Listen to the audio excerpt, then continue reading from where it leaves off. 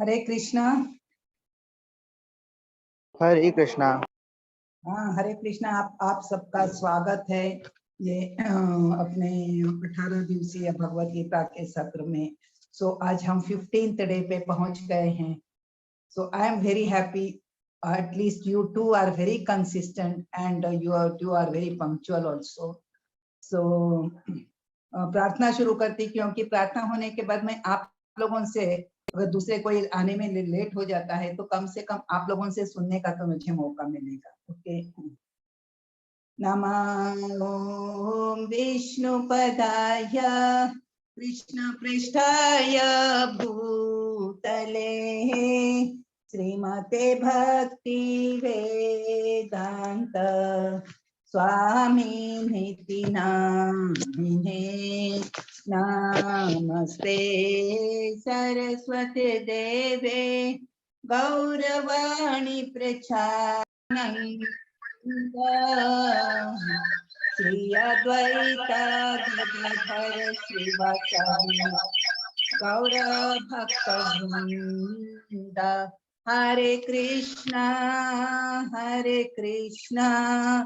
कृष्णा कृष्णा हरे हरे, हरे राम राम राम हरे हरे, हरे कृष्णा कृष्णा कृष्णा हरे हरे, हरे राम राम राम हरे हरे। जय गौरनिताय गौरनिताय जय गौरनिताय, जय गौरनिताय गौरनिताय जय गौरनिताय। निताय गौर हरि बोल हरि बोल निताय गौर हरि बोल। जय जय प्रभुपाद जय जय प्रभुपाद, जय जय गुरुदेव जय जय गुरुदेव। निताई गौर सीतानाथ प्रेमानंदे हरि हरि बोल। हरि नाम संकीर्तन की जय, हरे कृष्ण महामंत्र की जय, श्रील प्रभुपाद की जय, ग्रंथरा श्रीमद् भगवत गीता की जय। सो हरे कृष्णा डिवोटीज। हरे कृष्णा माता। हाँ, हरे कृष्णा माता जी। हरे कृष्णा। आज खगेंद्र प्रभु जी पहले बोलेंगे कि क्या समझा है अब तक। हमारे 15 दिन हो गए हैं, सो कम से कल परसों का कम से कम वो तो बोल सकते हैं। सो बोलिए खगेंद्र प्रभु जी, आपने जी, पहले भी माता जी। बोला जी, अपन ने ना कल 14th चैप्टर देखा था, प्रकृति के 3 गुण। इसमें आते हैं सतोगुण, तमोगुण एंड रजोगुण। अपन ने देखा था जो तमोगुण, उसमें आलस, पागलपन, निंद्रा वगैरह रहती है इस टाइप से। और अगर अपन सतोगुण नहीं रहते हैं तो उसमें अपने को महर्षि की वगैरह और सुख मिलता है। और सतोगुण जो है वो सोने की बेड़ियां हैं, जो रजोगुण है वो लोहे की बेड़ियां हैं, और जो तमोगुण है वह नहीं तो सॉरी रजोगुण वो चांदी की बेड़ी है और तमोगुण लोहे की बेड़ियां हैं। अपने को ये बेड़ियों को तोड़ना है, अपने को इन बेड़ियों से दूर रहना है। वेरी गुड, समझ लिया है आपने कि ये बेड़ियां है। अब कैसे तोड़नी है आज के चैप्टर में आएगा। थैंक यू प्रभु जी। अच्छा, आप कहाँ से हैं प्रभु जी? इंदौर से, इंदौर मध्य प्रदेश। अच्छा, आप इस्कॉन मंदिर जाते हैं क्या?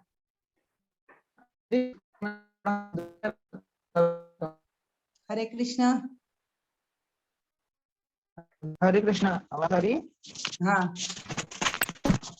इस्कॉन मंदिर थोड़ा दूर है घर से। अच्छा, ओके ओके ओके। तो कभी अच्छा, कभी जाते हैं। हाँ, कभी तो भी फेस्टिवल्स पे जा सकते हैं।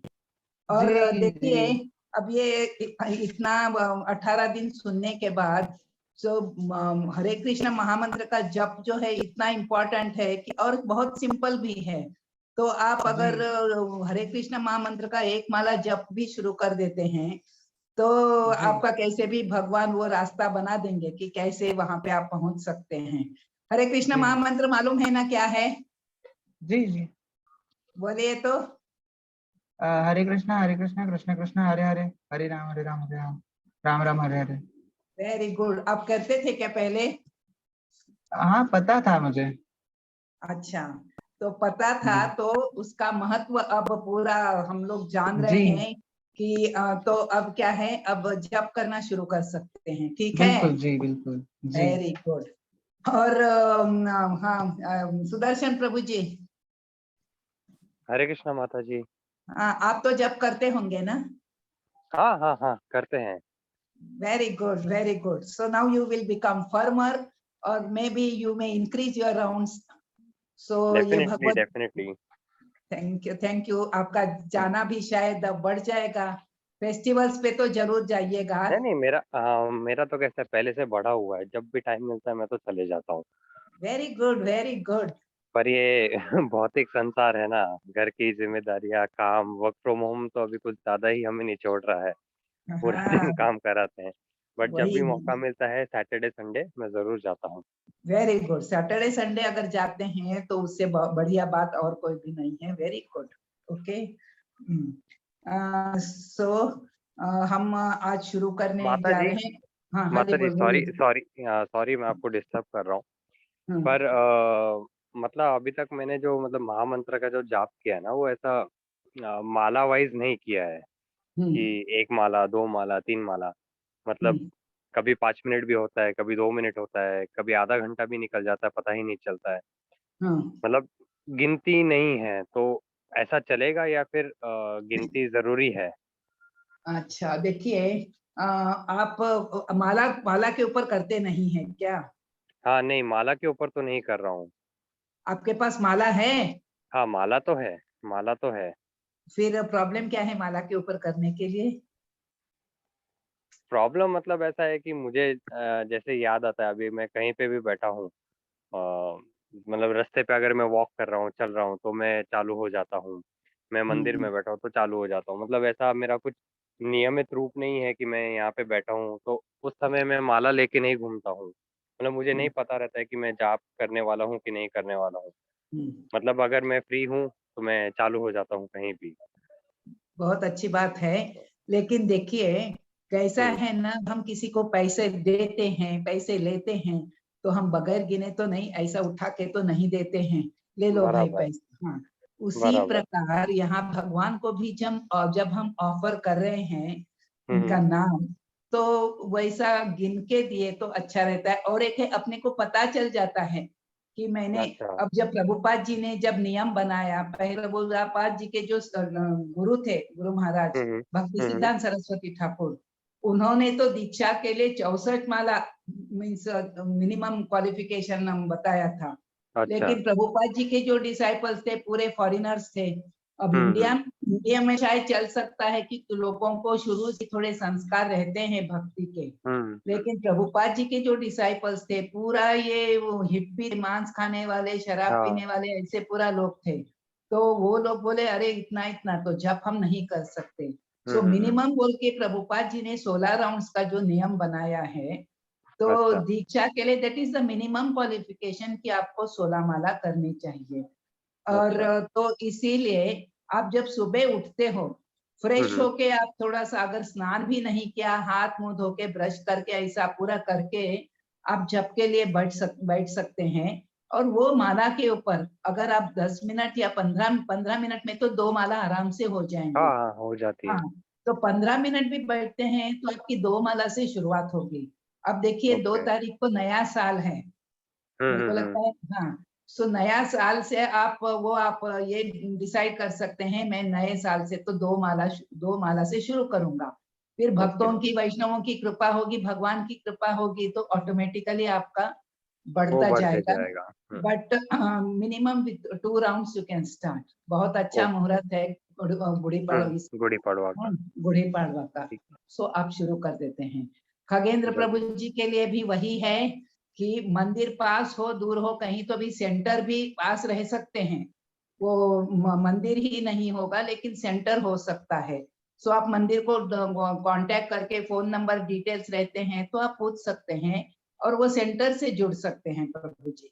ओके, जी तो माता जी, ऐसा बिल्कुल करके मैं आपकी आज ही पता भक्ति करता हूँ। में आपने जो ये शुरू किया है 18 दिन का, तो इसका कुछ भी फायदा उठा सकते हैं कि चलो हमने भगवत गीता को कुछ तो जाना था, माता जी मेरे को इतना अच्छा नहीं पढ़ाई, अच्छा नहीं नहीं नहीं सिखाई, नहीं, बहुत लेकिन अच्छा आप बहुत पढ़ाया अच्छा आपने। पढ़ाते हैं माता जी। लेकिन कुछ तो भी हमने सीखा है तो उसका फायदा लेंगे। देखिए जो सीखा है वो भुलाने के लिए नहीं रहता है। आपने थोड़ा सा भी सीखा है आप औरों से और ज्यादा सीख सकते हैं। Okay okay. अब सुदर्शन प्रभु जी, तो आपने बताया नहीं कल क्या आपने अंडरस्टैंड किया? तो अभी अभी हमारा ज्ञान वाला भाग चल रहा है। तो सबसे पहले हमने भगवान प्राप्ति कैसे होती है उसका मार्ग देखा। फिर हमने दूसरा भाग में ये देखा कि भक्ति से कैसे पाया जा सकता है। अब तीसरे भाग में हमें भगवान ज्ञान दे रहे हैं। तो ज्ञान का यहाँ पे मतलब है कि सबसे पहले हमें खुद के शरीर के बारे में, जो खुद का हमारा क्षेत्र है उसके बारे में जानो। तो भगवान ने हमें बताया कि हम किन किन तत्वों से बने हैं, स्थूल शरीर क्या है, सूक्ष्म शरीर क्या है, आत्मा क्या है, परमात्मा क्या है, हमें सब बताया कि पूरा ज्ञान क्या है। फिर कल के भाग में हमें भगवान ने बताया कि हर एक शरीर 3 गुणों से, प्रकृति के 3 गुणों से बना हुआ है, सतोगुण, रजोगुण और तमोगुण। तो उस प्रकार ही व्यक्ति अपना-अपना कार्य करता है। तो ये जो कॉन्शसनेस है उससे भी हमारा दिमाग बना हुआ है, जिससे हमें इच्छाएँ प्रकट होती है और भगवान उसका मतलब आपूर्ति करते हैं भगवान उसकी। तो इसके लिए फिर भगवान ने मतलब ये बताया है कि सतोगुण करेंगे, सतोगुण से हम अपना जीवन व्यतीत करेंगे तो क्या फ़ायदा होगा, रजोगुण से क्या फ़ायदा होगा और तमोगुण से क्या फ़ायदा होगा। या फ़ायदा तो कुछ नहीं होगा तमोगुण से और रजोगुण से, नुकसान होगा। नुकसान ही होगा, नुकसान ही होगा। पर हमें बताया है कि अगर उन गुणों में आप जीवन व्यतीत करते हो या उन गुणों को आप अपनाते हो, तो आपका जीवन कैसे होगा। तो सुख और दुःख का कारण ये 3 गुणों के अनुसार ही होता है। बट पर हमें क्या करना है कि सुख और दुःख छोड़ के मतलब इन तीनों गुणों को भी पार करके उस अपरंपार शक्ति में मिल जाना है और उसी तरीके से अपने को कार्य करना है। हमें ये भी नहीं देखना है कि सतोगुण अच्छा है तो चलो हम उसके, क्योंकि वो भी एक तरह का मोह है। तो ये सिखाया वेरी हमने गुड, अभी तक। Very good. सो आप लोगों ने जान लिया है कि इन 3 गुणों से हम बंधे हुए हैं। और आत्मा का क्या स्वभाव है कि परमात्मा के सानिध्य में जाकर पर भगवान की भक्ति करना, यही आत्मा का स्वभाव है। लेकिन हम इन 3 गुणों के कारण इस भौतिक जगत में बंधे हैं। तो ये जो पुरुषोत्तम योग है 15th चैप्टर, इसमें बताया जा रहा है कि आप इससे बाहर कैसे, हमको बाहर तो निकलना है लेकिन हम निकल नहीं पा रहे हैं। तो हम कैसे इनसे बाहर निकलेंगे, इसका वर्णन इस चैप्टर में किया है। ये खाली 20 वर्सेस का ये चैप्टर है लेकिन बहुत ही इम्पोर्टेंट चैप्टर है ये। अभी कनेक्शन देखेंगे 14th और 15th में। 14वें अध्याय के अंत में भगवान कृष्ण बताते हैं कि मनुष्य भक्तिमय सेवा द्वारा प्रकृति के गुणों को पार कर सकता है। तो प्रकृति के 3 गुणों की चर्चा की 14वें चैप्टर में, लेकिन भगवान बताते हैं कि हम इसे पार भी कर सकते हैं। कैसे? भक्ति द्वारा। परंतु भगवान की भक्ति प्राप्त करने के लिए भौतिक जगत से अनासक्ति जरूरी है। और हमारी प्रॉब्लम क्या है कि हम बहुत ही आसक्त हैं। सो हमारी इच्छाएं अनगिनत हैं। सो हम इस आसक्ति से बाहर कैसे निकलेंगे? अध्याय 15 के प्रारंभ में भगवान ने इस भौतिक जगत की तुलना एक अश्वत्थ वृक्ष से की है, बरगद का पेड़, और बताया है कि इस वृक्ष से अपने संबंध का विच्छेद करना कितना आवश्यक है। श्लोक क्रमांक 15.6 से 20 तक लेकर भगवान ने पुरुषोत्तम योग का वर्णन किया है। बोले तो इससे कैसे छूटना है। तो इसके पहले तो उन्होंने बताया कि ये क्या है, वो भौतिक जगत क्या है, पेड़ कैसे है, इसका वर्णन किया है। और 6 से लास्ट तक वही बताया है कि इससे कैसे हम मुक्त हो सकते हैं। ओके, अभी देखो 15.1 to 5, भौतिक जगत से मोह रहित होना। भौतिक जगत आध्यात्मिक जगत का प्रतिबिंब है। सो प्रतिबिंब में कुछ भी सच्चाई नहीं रहती है, वैसे ही ये भौतिक जगत सच्चा नहीं है। भगवान कृष्ण को शरणागत होकर आध्यात्मिक जगत को प्राप्त करना चाहिए। हमको आध्यात्मिक जगत में जाना है तो भगवान कृष्ण के शरणागति के सिवा और कोई भी रास्ता नहीं है।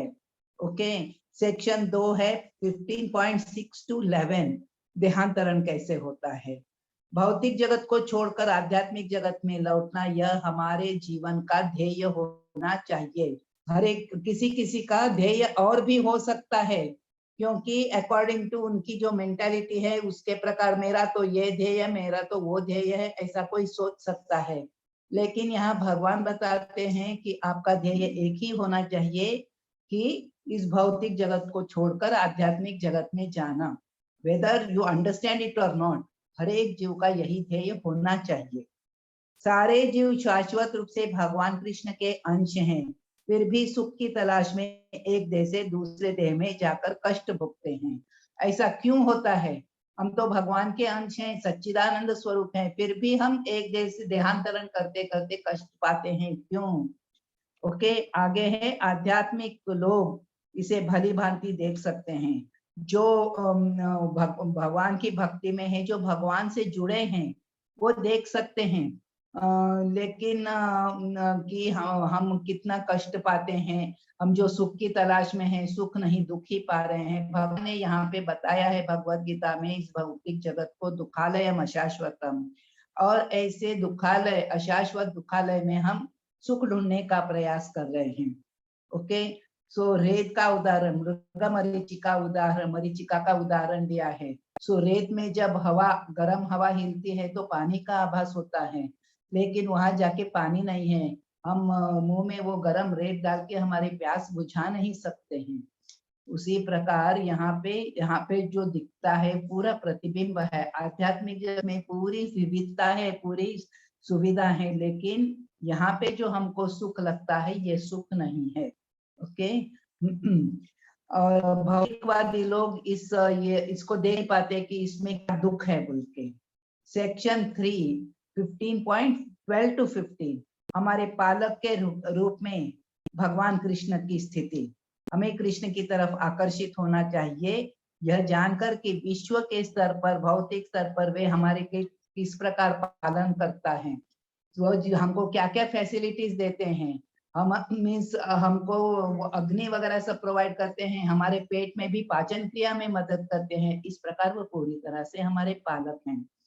वेदांत के संकलन करता है, भगवान बोलते हैं सर्वस्य चाहम हृदि सन्निविष्टो, और वेदों का संकलन करता मैं हूँ, वेदों को जानने वाला मैं हूँ, और वेदों से जानने योग्य भी, वेदों के द्वारा जानने योग्य भी मैं हूँ।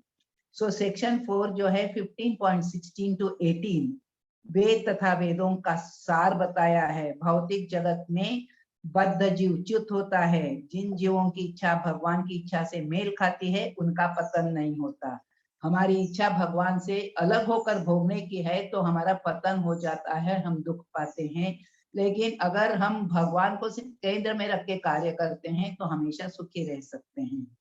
इन दोनों के अतिरिक्त परम पुरुष परमात्मा होता है, जो तीनों लोकों का पालन करता है। ओके, सो इस जगत में तथा वेदों में कृष्ण परम पुरुष के रूप में विख्यात हैं। सेक्शन 5 जो है 15.19 and 20, भगवान कृष्ण को जानना, अर्थात अगर हम भगवान कृष्ण को जानते हैं तो हम सब कुछ जान गए हैं। और भगवान कृष्ण को कैसे जानेंगे कि ये भगवत गीता में दिया है, भगवान कृष्ण की स्थिति क्या है वह सब कुछ जानता है। और अपने आप को भक्ति में जब हम जानेंगे कि भगवान की स्थिति क्या है, वो हमारे लिए क्या है, तो हम ऑटोमेटिकली भक्ति में लग जाएंगे। वैदिक शास्त्रों के इस गुह्यतम ज्ञान को जानकर व्यक्ति बुद्धिमान हो जाता है और उसके प्रयास सफल हो जाते हैं, ऐसा यहाँ पे बताया है। ओके, अब यहाँ पे देखिए, यहाँ पुरुषोत्तम योग है 15वां अध्याय। तो यहाँ पे भगवान ने जो शुरू में जो तुलना की है इस भौतिक जगत की, बहुत अच्छी की है, हम पढ़ेंगे। श्री भगवान उवाच ऊर्ध्वमूलमधः शाखम् अश्वत्थं प्राहुरव्ययम् छंदांसि यस्य पर्णानि यस्तं वेद स वेदवित्। भगवान ने कहा जाता है कि एक शाश्वत अश्वत्थ वृक्ष है जिसकी जड़ें तो ऊपर की ओर है और शाखाएं नीचे की ओर, तथा पत्तियां वैदिक स्तोत्र हैं। जो इस वृक्ष को जानता है वह वेदों का ज्ञाता है। यहाँ पे एक ऐसे अजीब वृक्ष का वर्णन किया है जिसकी जड़ें ऊपर की तरफ हैं और उसके पत्तियां, तना, शाखाएं वगैरह सब नीचे की तरफ है। यहाँ पे 6वें अध्याय में भगवान ने क्या बताया हमको, जो व्यक्ति भक्ति में संलग्न हो जाता है तो वह प्रकृति के 3 गुणों को लांघ जाता है बोल के। अब यहाँ वापस वेदों का वर्णन कर रहे हैं। हमारे लिए वेद जानना क्यों जरूरी है? हमारे लिए वेद जानना इसलिए जरूरी है क्योंकि वेदों के द्वारा हम समझ सकते हैं कि इस भौतिक जगत से हम अपने आप को फ्री करके हम भगवत धाम कैसे जा सकते हैं। ओके, यहाँ इस जो वृक्ष का जो वर्णन आया है उसको वेदों की पत्तियां वगैरह, वृक्ष में वेदों की पत्तियां वगैरह जो वर्णन आया है उससे हमको कैसे बाहर निकलना है। वेदों का सही ज्ञान प्राप्त करके हम उसका फायदा उठा सकते हैं, और वेदों में जो ज्ञान दिया है उसका गलत यूज करके हम इस भौतिक संसार में क्या है, जन्म मृत्यु के चक्र में बंधते रहेंगे। कैसे, इसका वर्णन इस अध्याय में किया है। भगवान इस अध्याय में बताते हैं कि जो शाश्वत अश्वत्थ वृक्ष को जानता है वह वेदों को जानता है। हम भगवान को जान गए तब वेदों की जानने की क्या आवश्यकता है, हमको लग सकता है ना, लेकिन प्रभुपाद जी बताते हैं जब तक हम संसार से विरक्त नहीं होते, ओके, हमने भक्ति के बारे में जान लिया और भगवान के बारे में जान लिया तो क्या हम संसार से छूट सकते हैं? नहीं। भक्ति में आगे बढ़ सकते हैं? नहीं। जब तक संसार से विरक्ति नहीं होती तब तक हम भक्ति में आगे नहीं बढ़ सकते। इस भौतिक जगत की तुलना अश्वत्थ वृक्ष से की गई है।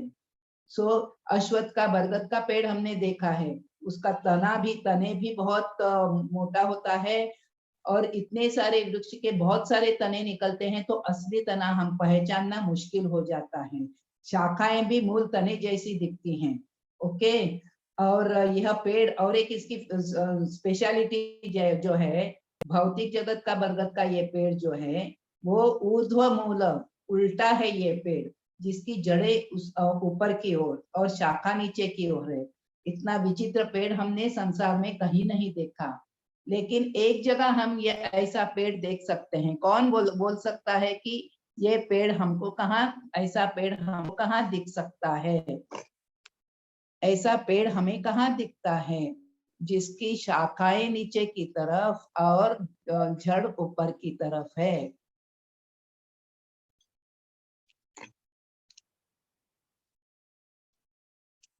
कहीं भी नहीं देखा आपने?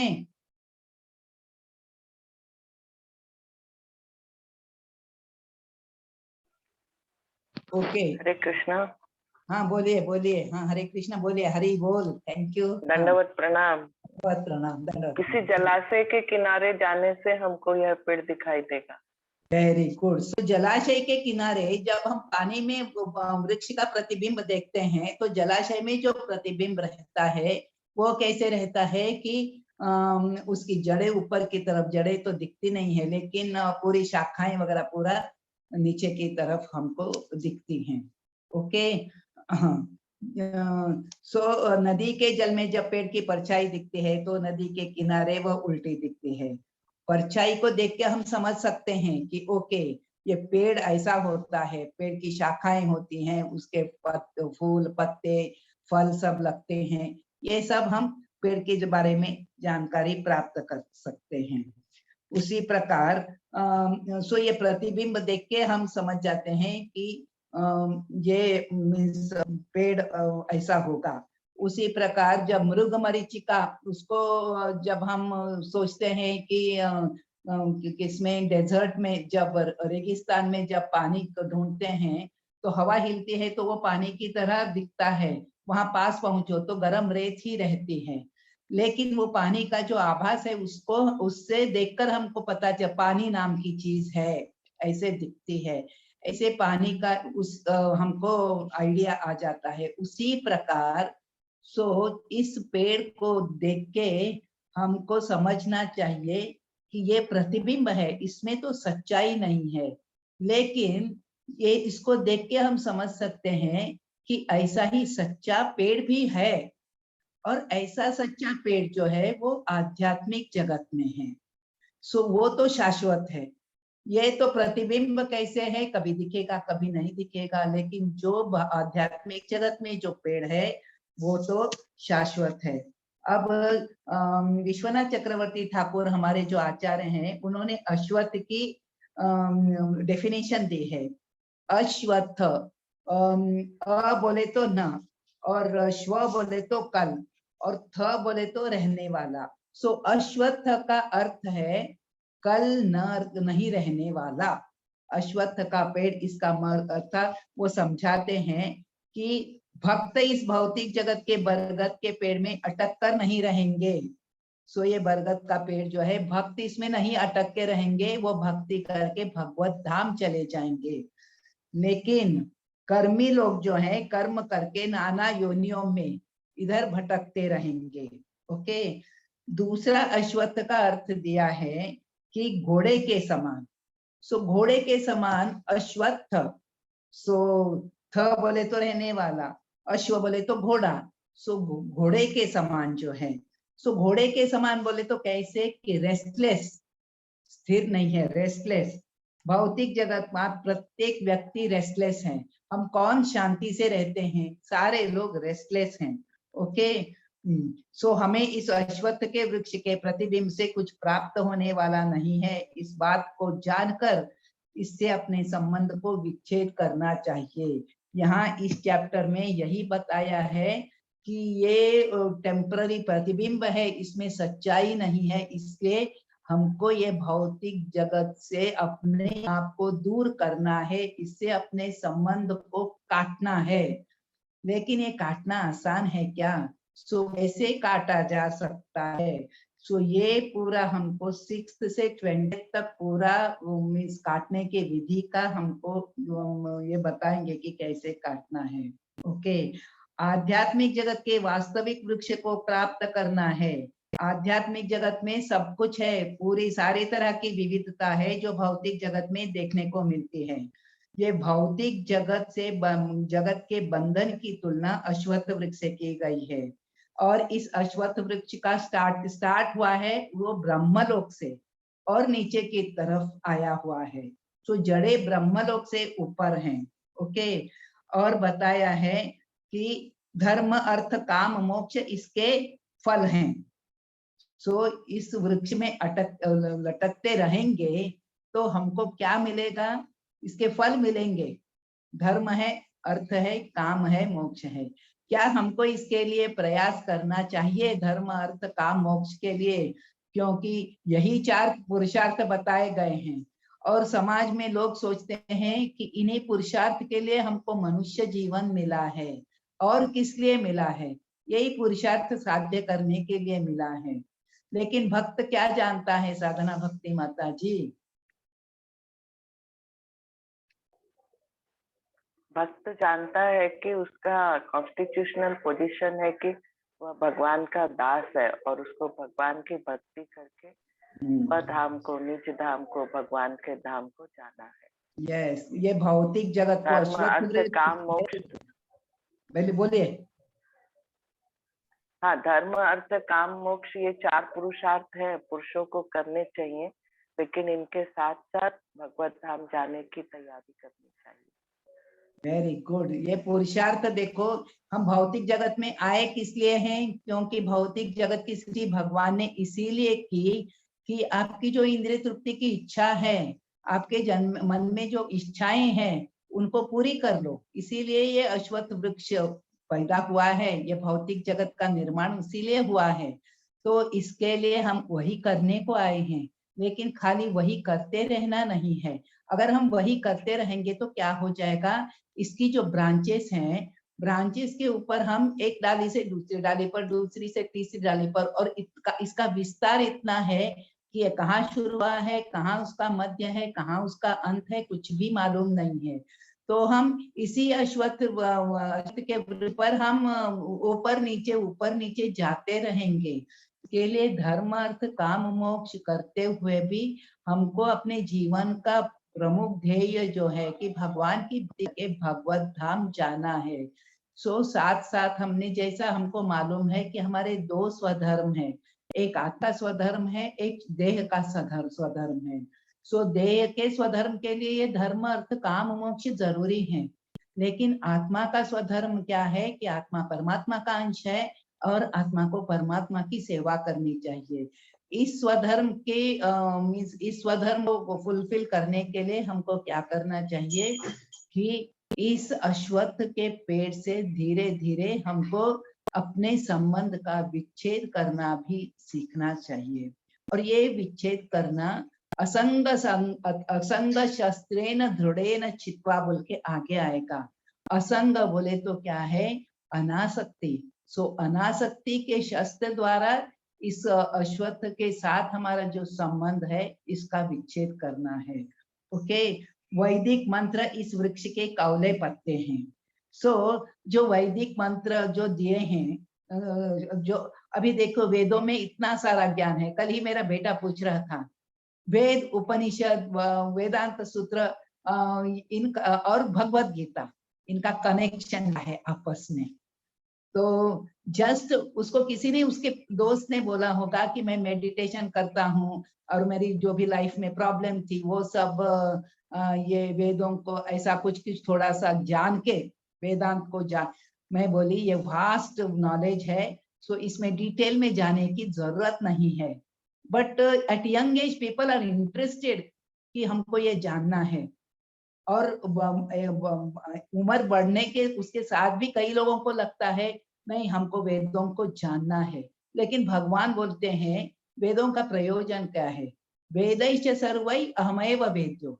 वेदों का प्रयोजन है कि मेरे को जानना, तो भगवान को जानना। इसके लिए हमको वेदों का उपयोग करना चाहिए, न कि वेदों में क्या दिया है, इसमें से हमारे लिए क्या सूटेबल है और क्या क्या हम कर सकते हैं, कैसे हम अमीर बन सकते हैं, कैसे हम यंग रह सकते हैं, कैसे हम आयु को बढ़ा सकते हैं और कैसे सुंदर पत्नी पा सकते हैं। ये सारा वर्णन ही वेदों में दिया है। लेकिन हमारे लिए मेन क्या है, मनुष्य जीवन का ध्येय क्या है कि भक्ति करके भगवत धाम चले जाओ। कर्मकांडी व्यक्ति ये जो कौले पत्ते हैं उनको खाने के लिए बंदर है और चिड़िया है, इनको रुचि रहती है। और कर्मकांडी व्यक्ति ऐसा ही है कि वेदों में ये सब कर्मकांड दिया है उसके प्रति उसका झुकाव रहता है। लेकिन हमको समझना चाहिए कि हम इसके लिए नहीं बने हैं, हमको अपने जीवन के परम ध्येय को प्राप्त करना है, जो भगवान की भक्ति करके भगवत धाम जाना। तो इस अब देखो प्रतिबिंब हमको कभी दिखता है कभी नहीं दिखता है, लेकिन उसका वृक्ष का स्रोत जो है वो शाश्वत है, वो हमेशा भगवत धाम में है ही है। वेदों का वास्तविक उद्देश्य है प्रतिबिंबित वृक्ष को काटकर आध्यात्मिक जगत के वास्तविक वृक्ष को प्राप्त करना। वेदों को जानने का अर्थ है यह जानना कि भौतिक जगत की आसक्ति से अपना संबंध किस प्रकार तोड़ लिया जाए। बहुत स्ट्रांगली यहाँ पे बताया है, इस भौतिक जगत से हमको जितना हो सके उतना हमको इस संबंध का विच्छेद करना है। यस, जब तक हम शरीर में हैं, हमारे जो शरीर के प्रति, हमारे शरीर के संबंधियों के प्रति कार्य नहीं छूटते हैं, लेकिन वो करते करते भी हमको हमारे मन में ये रहना चाहिए कि हमको ये भौतिक जगत में वापस नहीं आना है। जब तक हम यहाँ पे हैं हमारे कर्तव्य करते रहेंगे, लेकिन हम यहाँ पे वापस आने जाने के लिए नहीं बने हैं। हमारा धाम तो भगवत धाम है। ओके, यहाँ पे देखो भौतिक जगत के बंधन की तुलना अश्वत्थ वृक्ष से की गई है। यह वृक्ष ब्रह्मलोक से प्रारंभ हुआ, फिर उसके नीचे बाकी उच्च लोक। अब ब्रह्मलोक का, अब मैंने पिक्चर ड्रॉ किया है लेकिन आपको ये दिखेगा नहीं, मैंने बड़ा करना था। तो ब्रह्मलोक का देखो एक पेड़ है, तो ब्रह्मलोक उस पेड़ के सबसे ऊपर है। हमको मालूम है कि आध्यात्मिक जगत में ब्रह्मलोक सबसे ऊपर है। फिर उसके नीचे महरलोक, जनलोक, तपलोक वगैरह ऐसे सब आते हैं। फिर पृथ्वी आती है, फिर पृथ्वी के बाद निचले लोक पूरा आते हैं, अतल, वितल, सुतल, तलातल, पाताल, रसातल, ये सब आते हैं। उसका प्रतिबिंब जब दिखता है तो पूरा उल्टा दिखता है। Okay, okay. व्यक्ति के लिए सकाम कर्मों में लगे हुए जो व्यक्ति है उसके लिए इस वृक्ष का कोई भी अंत नहीं है, क्योंकि वो सकाम कर्म करते रहेगा, एक योनि से दूसरी योनि में चला जाता रहेगा। मीन्स इस एक देखो कहीं पे पेड़ में बहुत, अभी बरगद का पेड़ हमको मालूम है कैसे उसकी शाखाएं ये हो जाता है कि हम एक बार चढ़ गए तो एक एक बार ऐसे अटक जाते हैं कि उससे बाहर निकलना, क्योंकि जो उनकी उपशाखाएं रहती हैं, तो एक सीधे जमीन में गई तो ठीक है, बीच बीच में दूसरी शाखा में वो ऐसा मिल गई तो उसके जो रूट्स रहते हैं तो दूसरे इसमें मिल गए तो कैसा एक नेट सा बन जाता है। तो कितना मुश्किल है उससे बाहर निकलना। सो एक जगह से सीधा हम कहीं भी चढ़ गए, लेकिन ऐसी जगह पे अगर आ गए तो हमको वहां से निकलना बहुत मुश्किल हो जाता है, एक इसमें से दूसरे में। अब जैसे धागा अगर एक ऐसा गुथ गया तो कितना मुश्किल है उसको गांठ निकालना, वैसे ही ये बरगद का पेड़ है। हाँ, एक शाखा से दूसरी, दूसरी से तीसरी में घूमता रहता है। इस जगत रूपी वृक्ष का कोई अंत नहीं है। जो इस वृक्ष में आसक्त है उसकी मुक्ति की कोई संभावना नहीं है। ओके, सो यहाँ पे प्रभुपाद जी कहते हैं कि उल्टा लटकने से हम बेचैन रहते हैं, उसी प्रकार हमको समझना चाहिए कि ये भौतिक जगत हमारे लिए नहीं है। ओके, सो यहाँ पे उसके बाद आगे का श्लोक आता है।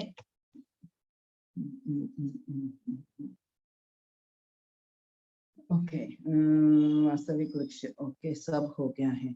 अधश्चोर्ध्वं, दूसरा श्लोक है, अधश्चोर्ध्वं प्रसृतास्तस्य शाखा गुण प्रवृद्धा विषय प्रवाला अधश्च मूलानि अनुसंततानि कर्मानुबंधीनि मनुष्य लोके। यहाँ पे बताया है कि देखो यहाँ पे इसकी शाखाएं चारों दिशा में फैली हुई हैं। निचले भाग में जीवों की विभिन्न योनियां हैं और मनुष्य, पशु, घोड़े इत्यादि, ये सभी वृक्ष की शाखाएं निचले भाग में स्थित है। लेकिन उसके ऊपरी भाग में देव, गंधर्व इत्यादि हायर जो स्पीसीज हैं वो हैं। जिस प्रकार सामान्य वृक्ष का पोषण जल से होता है और इस वृक्ष का पोषण जो होता है 3 गुणों के द्वारा, सतोगुण, रजोगुण, तमोगुण से होता है। वृक्ष की टहनियां इंद्रिय विषय हैं, शाखाओं के सिरे जो हैं, शाखाओं के एंड्स जो हैं वो हमारे इंद्रिया हैं, हमारी शाखाओं के सिरे इंद्रिया हैं, कान, नाक, आंख आदि।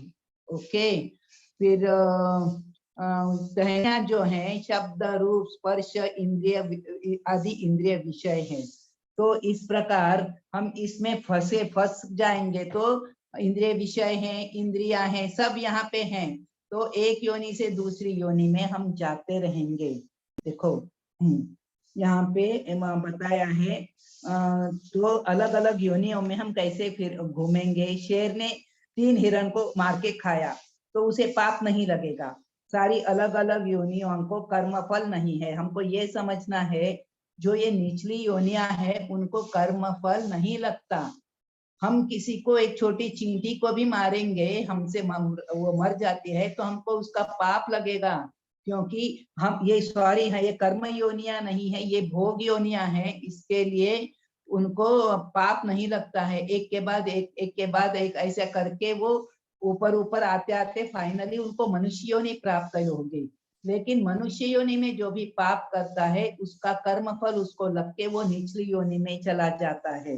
ओके, और लेकिन एक सुविधा मनुष्य शरीर में है कि ये हम अच्छा काम करके हम हायर योनि में जा सकते हैं, देवता बन सकते हैं, नहीं तो भगवान की भक्ति करके भगवत धाम जा सकते हैं।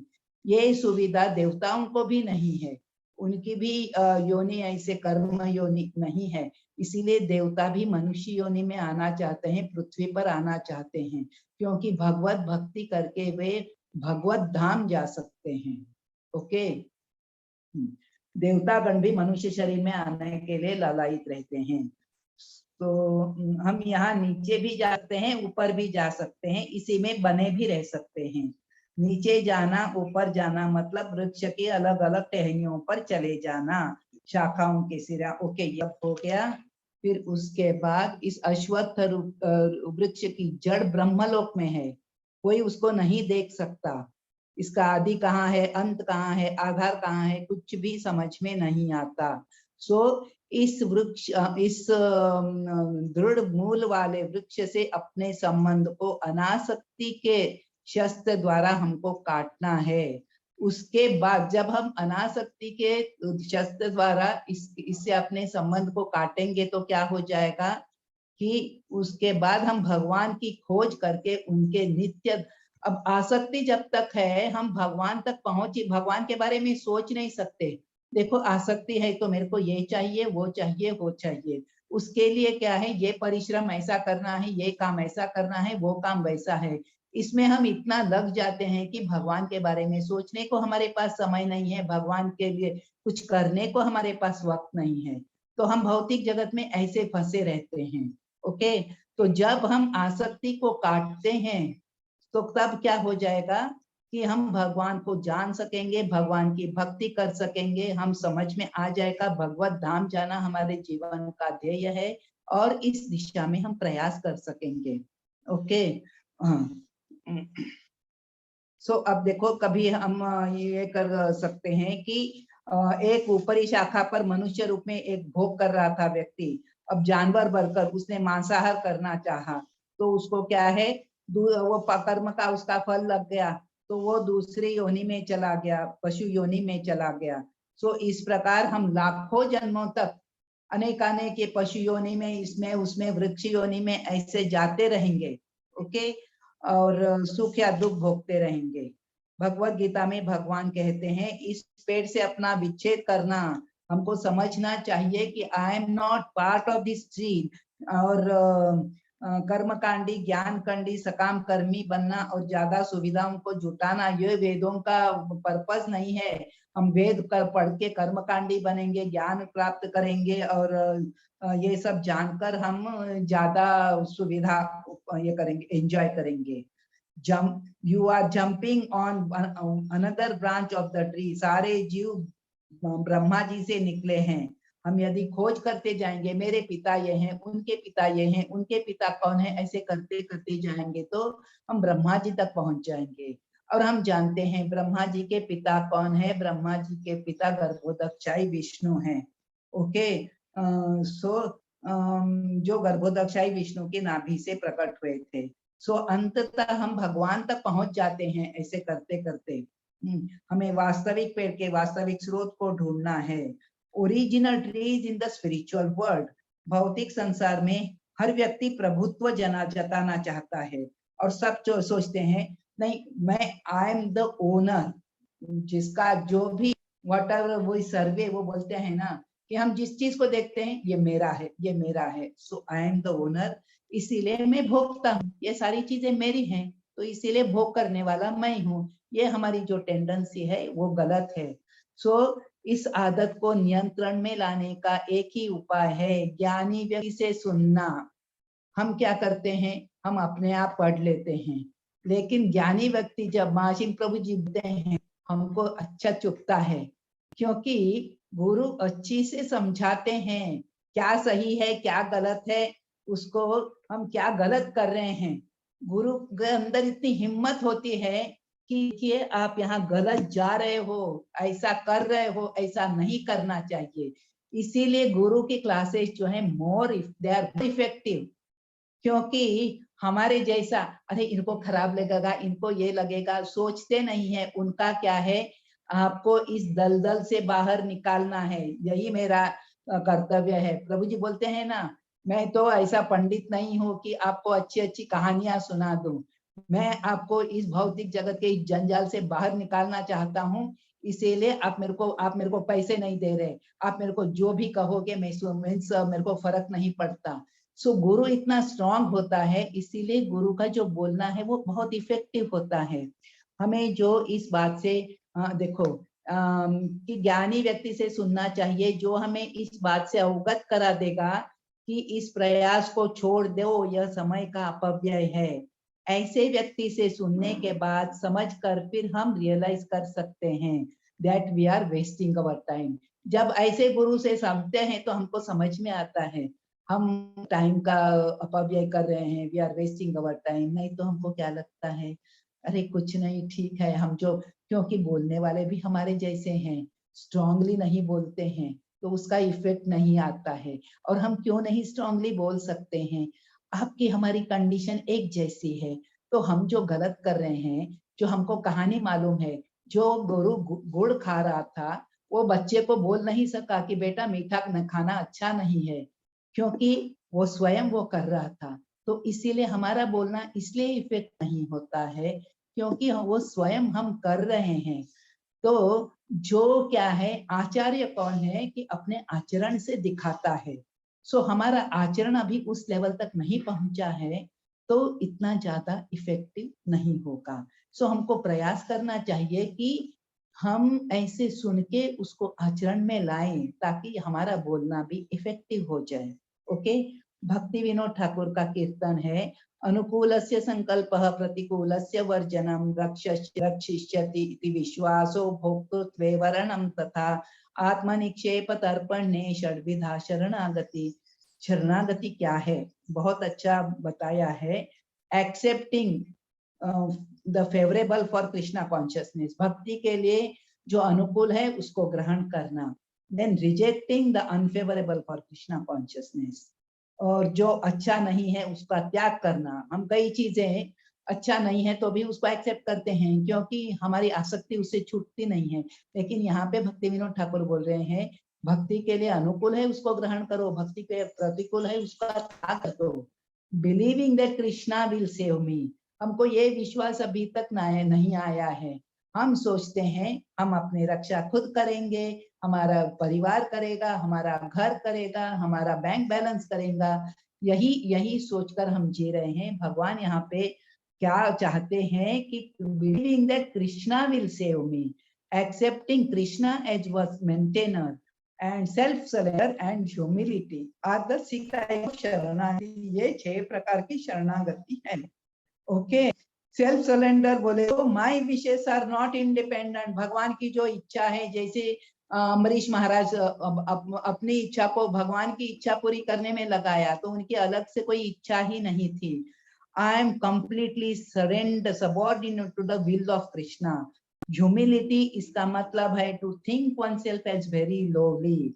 भौतिक संसार में हम अहंकार में डूबे हैं, बोलते हैं कि हमने भगवान की शरण ली है, हम गुरु के शरणागत हैं, लेकिन हम इन 6 पॉइंट्स को हमको जीवन में अगर पालन नहीं कर रहे हैं तो हम शरणागत नहीं है। हमको ये समझना चाहिए। हम बोलने के लिए बोल देते हैं शरणागत हुए हैं बोल के, प्रभुपाद जी बोलते हैं आप माया देवी के शरणागत हो, माया देवी के शरणागत होकर हम बोलते हैं हम कृष्ण के शरणागत हैं, प्रभुपाद जी की शरण लिए हैं। ओके, सो 5th है निर्माण मोह। ओके, यहाँ पे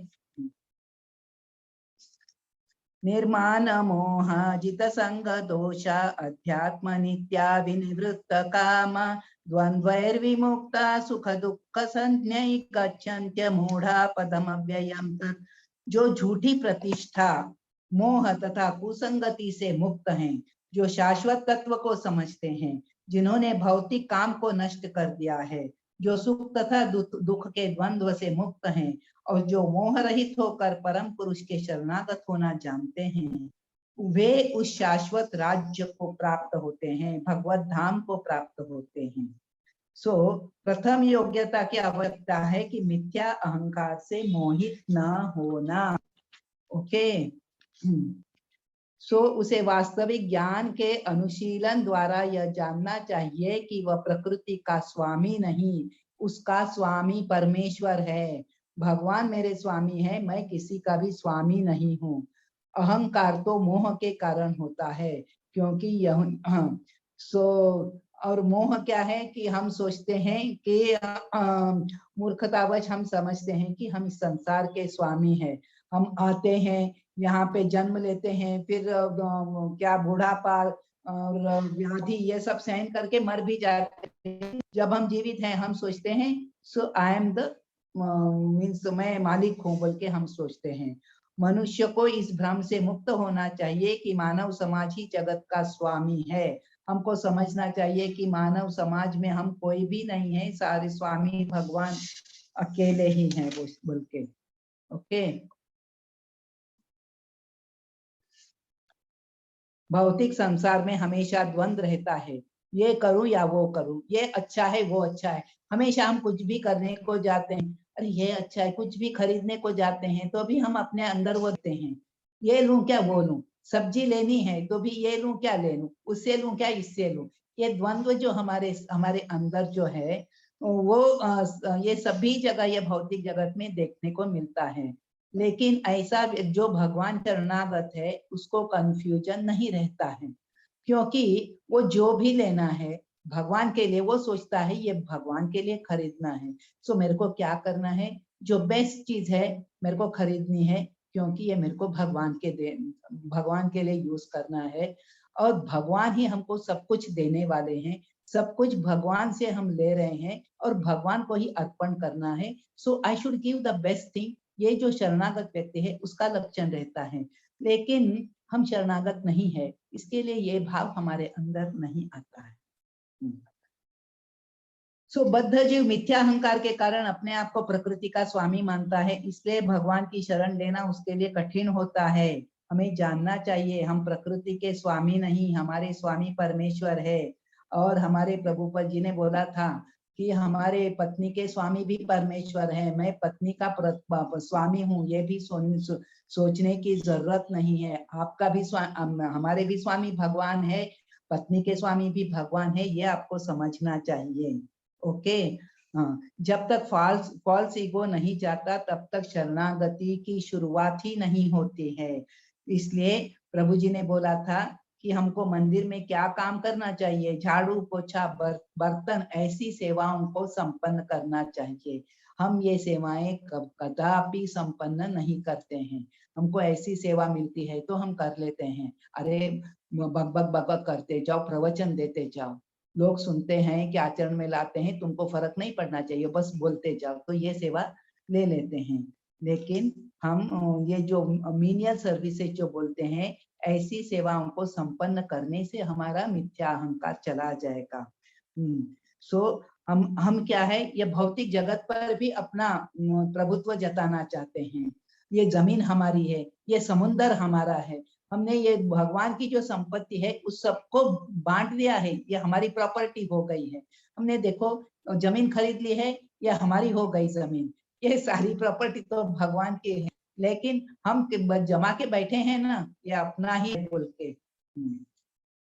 जो भगवान ने 5 क्वालिटीज बताई जिनको अपनाकर हम इस भौतिक जगत से जगत रूपी पेड़ से मुक्त हो सकते हैं, वहां से डिटैच होकर मेरे धाम को आ जाओगे। सो यहाँ पे भगवान ने जो बताया है, निर्माण मोह, झूठी प्रतिष्ठा, मोह, कुसंगति से मुक्त होना, शाश्वत तत्व को जो जानना, भौतिक काम को, हाँ, जिन्होंने भौतिक काम को नष्ट कर दिया है, सो हमारा जो काम है उसको भी नष्ट करना है, सुख दुख के द्वंद्व से जो मुक्त है, मोह रहित है और भगवान के शरणागत है, ये सारी क्वालिटीज के द्वारा हम इस अश्वत्थ को ये कर मीन्स अश्वत्थ से बाहर निकल सकते हैं। अश्वत्थ और अभी भगवान बोलते हैं अगर इस भौतिक जगत से आप बाहर निकलोगे तो मेरे धाम को पहुंचाओगे। तो मेरा धाम कैसे है, तो अपने धाम का वर्णन करते हैं, न तद भासयते सूर्यो न शशांको न पावकः यद गत्वा न निवर्तन्ते तद्धाम परमं मम। मेरा परम धाम, यहाँ पे न सूर्य चंद्र के द्वारा प्रकाश है, अग्नि बिजली की जरूरत है। वहां लोग वहां पहुंचकर इस भौतिक जगत में फिर से लौट कर नहीं आते।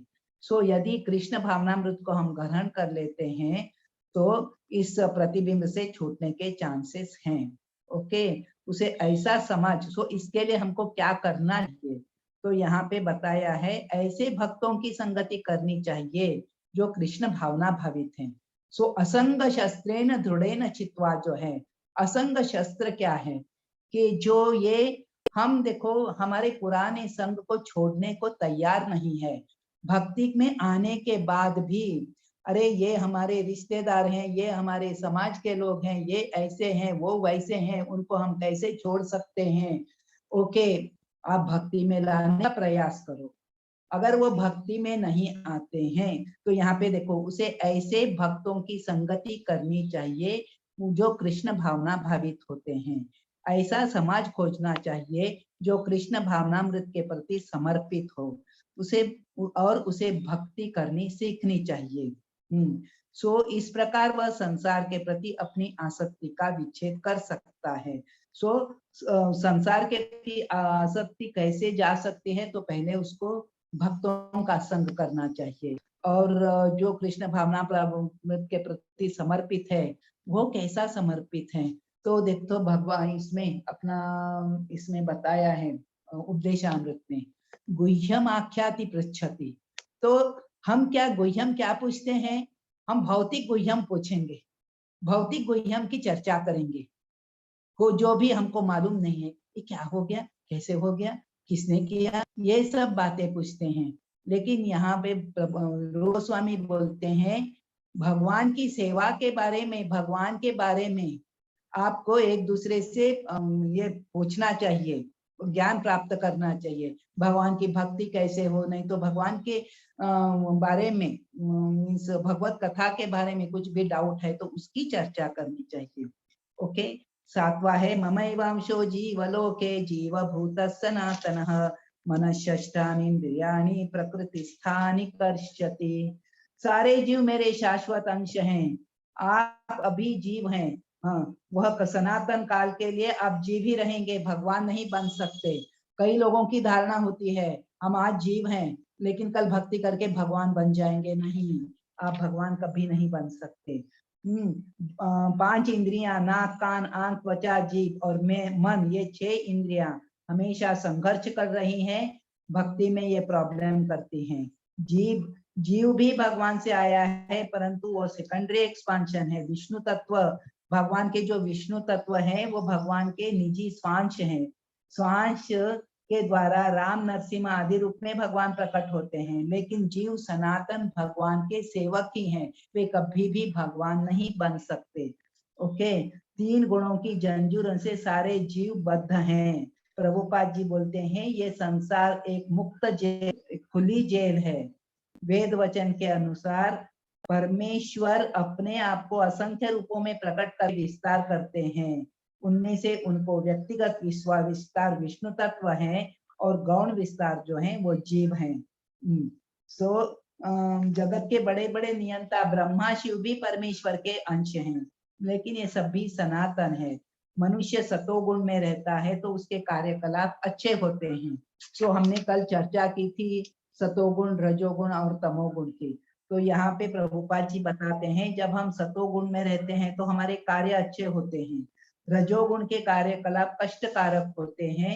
सो तमोगुण में होता है तो वो निचली योनि में जाने की संभावना रहती है। ओके, रजोगुण के कार्यकलाप कष्टप्रद होते हैं, ऐसा क्यों बोला गया है?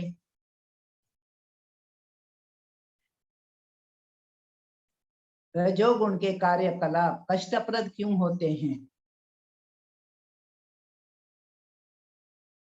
गलत कार्य करता है, क्योंकि उसमें मनुष्य गलत कार्य करता है। गलत, हाँ, वो देखो भौतिक अपने स्तर को बढ़ाना चाहता है समाज में, तो इसके लिए उसको और चाहिए, जितना मिलता है और धन और प्रॉपर्टी और चाहिए और चाहिए और चाहिए। ये बैठी जगह और चाहिए बोले तो आता नहीं है, उसके लिए कष्ट करना पड़ता है, इसके लिए उसका जो जीवन है कष्टप्रद हो जाता है। माता जी वो लोभ रहता है, लोभ में रहता है। हाँ वही, थैंक यू, लोभ में रहता है, वही ग्रीड है। ग्रीड के कारण वो हमेशा ही उसका जीवन कष्टप्रद बनता है। भक्त जो कुछ भी थोड़ी सी सुविधाएं हैं तो भी, अब हमको आप अगर इसमें इस्कॉन में सुने हैं तो आपको चैतन्य महाप्रभु के जो पार्षद थे कोलबेचा श्रीधर, सुना है क्या आपने उसका नाम, कोलबेचा श्रीधर का?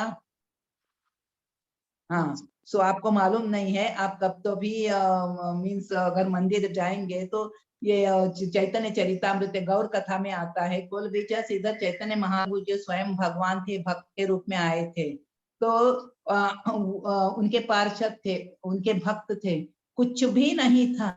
भगवान ने उनको एक लोक देने के लिए भी कहा कि मैं आपको एक लोक दे दूंगा।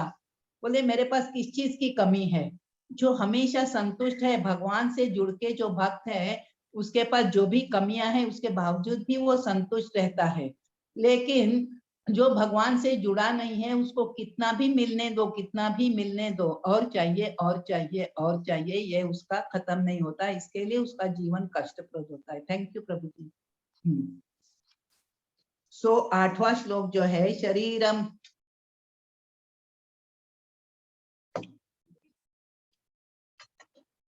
शरीरम यदवाप्नोति यच्चाप्युत्क्रामतीश्वरः गृहीत्वैतानि संयाति वायुर्गन्धानि वाशयात्।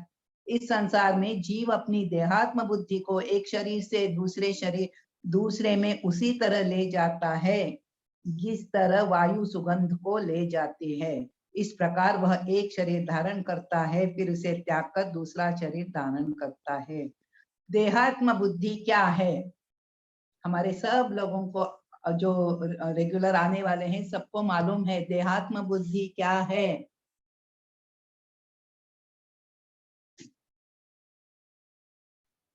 हरे कृष्णा माता जी। हरे कृष्णा। वो अपने आप को शरीर मानना ही देहात्म बुद्धि है, और शरीर मानना और शरीर की जो इच्छाएं हैं, जो शरीर को तृप्त करने के लिए ये सब कुछ करना है, वही देहात्म बुद्धि है। Very good. अपने आप को शरीर मानना और शरीर से जुड़ी चीजों को, शरीर से जुड़े व्यक्तियों को अपना मानना, यही देहात्म बुद्धि है। सब अपना मानते हैं तो क्या करते हैं कि अपनों के लिए प्रयास करते रहना, शरीर को अपना मानना और अपनों के लिए कष्ट करते रहना, यही देहात्म बुद्धि है। तो यहाँ पे बताया है कि इस प्रकार वो एक शरीर धारण करता है, दूसरे फिर त्याग के दूसरे शरीर में जाता है। मृत्यु के समय देखो, यहाँ पर जीव को ईश्वर अर्थात अपने शरीर का नियामक कहा गया है। हमने देखा है कि क्षेत्रज्ञ में हमने देखा है कि क्षेत्र जो है शरीर है, और उसके जो है क्या क्षेत्र, उसको जानने वाले दो हैं, एक है आत्मा, दूसरा है परमात्मा। सो यहाँ जीव को ईश्वर अर्थात मीन्स आत्मा को अपने शरीर का नियामक कहा गया है। मृत्यु के समय वह जैसी चेतना बनाए रखता है वही उसे दूसरे शरीर तक ले जाती है। यदि वह कुत्ते या बिल्ली जैसी चेतना बनाता है तो उसे कुत्ते या बिल्ली का शरीर प्राप्त होता है। ओके, और यदि वह कृष्ण भावनामृत में होता है तो वह आध्यात्मिक जगत में कृष्ण को जाता है, जहाँ उसका सानिध्य कृष्ण से होता है। यही है। तो इसीलिए जो भौतिकवादी है वो क्या है, अपने फैमिली मेंबर्स की मृत्यु के टाइम में क्या सोचता है भौतिकवादी, अरे ये प्रॉपर्टी के बारे में हमको कुछ भी बताए पूरा, कि जहाँ कहाँ पे गाड़ के रखी है, कहाँ पे लॉकर में रखी है, क्या क्या है, पेपर्स कहाँ रखे हैं। ऐसे उनके मेन करने के टाइम में वो जानने के लिए उसके फैमिली के मेंबर्स भी इसी प्रयास में रहते हैं कि ये मर गए हैं, उसके पहले ये सब बातें तो हमको बोल के जाएं। लेकिन जो भक्त है, भक्त के परिवार वाले क्या सोचते हैं, अरे इनका जाने का समय आ गया है तो इनको हम भगवत कथा सुनाए, भगवान का कीर्तन सुनाए, हरे कृष्ण महामंत्र का जप जोर से करे कि वही उनके कान में जाए ताकि वो भगवत धाम चला जाए। सो मरने के टाइम, और जो भौतिकवादी मनुष्य मरने वाला है उसकी चेतना भी ऐसी ही होती है कि वो भी इस संसार के बारे में, परिवार के बारे में, इसके बारे में और प्रॉपर्टी के बारे में सोचते सोचते ही मरता है। ओके, और उसको यदि वो इस चेतना के साथ वो जाएगा तो क्या करेगा, वो भगवत धाम नहीं जा सकता है। श्रोत्रम चक्षुस्पर्शनम च रसनम घ्राणमेव च अधिष्ठाय मनश्चायं विषयानुपसेवते। इस प्रकार दूसरा स्थूल शरीर धारण करके विशेष विशेष प्रकार का कान, आंख, जीभ, नाक, स्पर्श इंद्रिया प्राप्त करता है जो मन के चारों ओर संपुंजित है। इस प्रकार वह इंद्रिय विषयों के विशिष्ट समुच्चय का भोग करता है। देखो, आज हमको मनुष्य शरीर मिला है, कल अगर हमको सांप का वगैरह जब अगर मिलता है, योनि में हम जाते हैं, तो उनके अवयव अलग प्रकार के हैं। तो यही जो हम देखो आहार, निद्रा, भय, मैथुनम, ये वगैरह हमारी जो प्रोपेंसिटीज हैं वो सेम रहेंगी। हम इस शरीर में, मनुष्य शरीर में एक प्रकार से भोग करते थे, लेकिन उस शरीर में जाएंगे तो वो इंद्रियां थोड़ी सी अलग रहेंगी, लेकिन काम तो वही करेंगे। ओके। चेतना मूलतः जल के समान विमल होती है, लेकिन हम जल में रंग मिला देते हैं तो उसका रंग बदल जाता है। उसी प्रकार चेतना शुद्ध होती है, क्योंकि आत्मा शुद्ध है, लेकिन भौतिक गुणों की संगत के अनुसार चेतना बदल जाती है। ओके। अतः जब कोई कृष्ण भावनामृत में स्थित होता है तो वो शुद्धतर जीवन बिताता है। ओके। भौतिक प्रकृति से मिश्रित हो जाते हैं, अगले जन्म में उसको वैसा शरीर प्राप्त होता है। उत्क्रामन्तं स्थितं वापि भुञ्जानं वा गुणान्वितं विमूढानानुपश्यन्ति पश्यन्ति ज्ञानचक्षुषः। सो यहाँ पे जो लोग कृष्ण भावनामृत में अत्यधिक आगे बढ़ चुके हैं, वे इस ज्ञान को सामान्य लोगों तक पहुंचाने में प्रयत्नशील रहते हैं, भगवत ज्ञान को, क्योंकि उनका बद्ध जीवन अत्यंत कष्टप्रद होता है। यहाँ पे देखो, मूर्ख न तो समझ पाते हैं कि जीव किस प्रकार अपना शरीर त्याग सकता है, नहीं वे समझ पाते हैं कि प्रकृति के गुणों के अधीन वह किस तरह के शरीर का भोग करता, किस तरह के शरीर का भोग करता है। जो मूर्ख हैं उनको ये ज्ञान भी नहीं है कि हमारी चेतना कैसी रहेगी तो हमको अगला शरीर कैसे मिलेगा, उसके लिए उनके मन में जिज्ञासा भी नहीं है। अरे हमको जानना है क्योंकि कैसे मरना है, मरने के टाइम हमारी चेतना कैसी रहनी चाहिए। अरे सब लोग मरते हैं, हम भी मरेंगे, कुत्ते बिल्ली की तरह सोचते हुए भी मर सकते हैं। तो ऐसी चेतना रहेगी तो क्या है, जो भगवान के भक्त हैं वो क्या करते हैं कि इस ज्ञान को कि आप क्या मीन्स आपकी चेतना कैसी रहनी चाहिए, उसके लिए आपको क्या प्रयास करना चाहिए, इस ज्ञान को सामान्य लोगों तक पहुंचाने में प्रयत्नशील रहे हैं, क्योंकि उनका बद्ध जीवन अत्यंत कष्टप्रद रहता है। उनको मालूम है भक्तों को कि ये मनुष्य जीवन तो कष्टप्रद, हर जीवन कष्टप्रद है, मनुष्य जीवन भी कष्टप्रद है, और वो चाहते हैं कि ये जो आत्मा इस शरीर को छोड़ के जाएगी वो इस भौतिक जगत में वापस न आए, वो भगवत धाम चली जाए। सो उसके लिए क्या करना चाहिए, उसका ज्ञान उन लोगों को देना चाहता है जो भक्त है वो।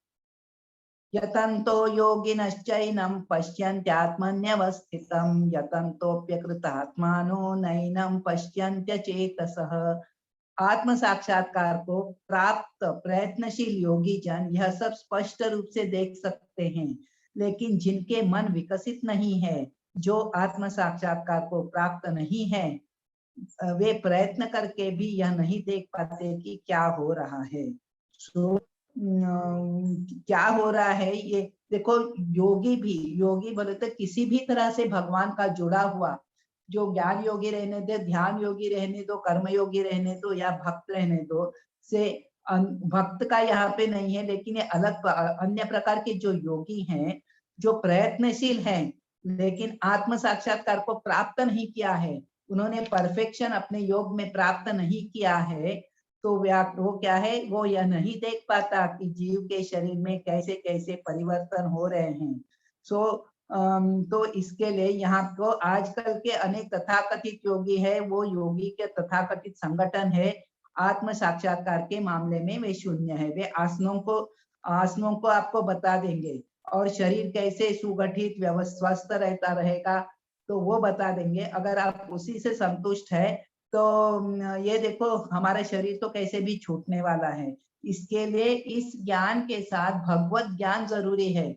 हम कैसे ये कर सकते हैं, मीन्स ये शरीर त्यागने के बाद भगवत धाम कैसे जा सकते हैं, इसके लिए यहाँ पे बताया है। भक्ति योगी है वही समझ सकते हैं कि किस प्रकार से सब कुछ घटित हो रहा है।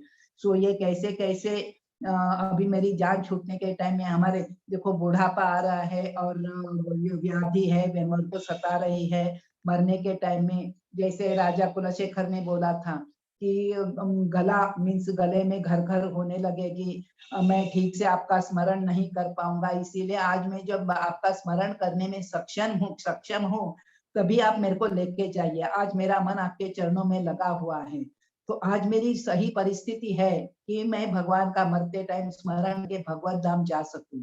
आगे मेरे को गारंटी नहीं है, इसके लिए आज ही लेके जाओ। सो इस प्रकार का ज्ञान हमको होना चाहिए कि कैसे क्या होता है, कैसी चेतना से क्या हमारी स्थिति हो सकती है, इसका ज्ञान तो होना चाहिए, तो उस दिशा में प्रयास कर सकता है। ओके, अब यहाँ पे है यदा आदित्यगतं तेजो जगत भासयते खिलम यजम चग्नौ तत्तेजो विद्धि मामकम्। अब भगवान बोलते हैं कि मैं कहाँ कहाँ पे कैसे कैसे हूँ बोल के। सो यहाँ पे भगवान बोल रहे हैं, तात्पर्य में प्रभुपाद जी बोलते हैं कि किस प्रकार वे प्रत्यक्ष तथा परोक्ष रूप सबका पालन रक्षण कर रहे हैं। भगवान ने पहले बताया, अहम बीज प्रदा पिता बोल के बताया है कि जो समग्र बोले तो महत्त्व, उसके ऊपर दृष्टि डाल के सारे भुजों को उनमें स्थापित करते हैं और उत्पत्ति का कारण बनते हैं। वे सबका पालन करते हैं, लेकिन सब लोग इस बात को नहीं देख सकते, करे कहाँ मेरा पालन कौन कर रहा है बोल के। परंतु देखो सूर्य चंद्रमा को हम देख सकते हैं, सूर्य का प्रकाश है, चंद्रमा की जो शीतल किरण है, तो सूर्य के प्रकाश में हम अन्न पका सकते हैं और हमको कितनी फैक्ट्रियां चलती हैं, ये सारा हमको दिखता है।